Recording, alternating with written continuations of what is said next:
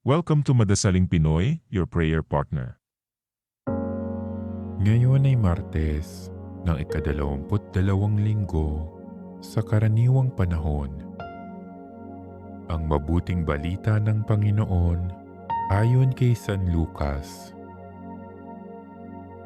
Noong panahong iyon, nagpunta si Jesus sa Capernaum, Galilea. Nagturo siya sa mga tao ng araw ng pamamahinga at nagtaka sila sa kanyang pagtuturo, sapagkat may kapangyarihan kung siya'y magsalita. Naroon sa sinagoga ang isang lalaking inaalihan ng demonyo o isang masamang espiritu. Sumigaw siya ng malakas, "Ano ang pakialam mo sa amin, Jesus na taga Nazaret? Naparito ka ba upang puksain kami? Alam ko kung sino ka, ikaw ang banal ng Diyos." Subalit pinagwikaan siya ni Jesus.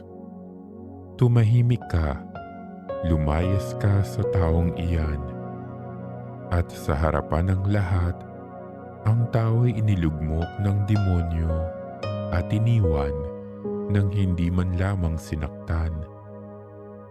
Nang gilala silang lahat at nasabi sa isa't isa, "Anong uri ng pangungusap ito? Makapangyarihan at mabisa." Pinalalayas niya ang masasamang espiritu at sumusunod naman sila.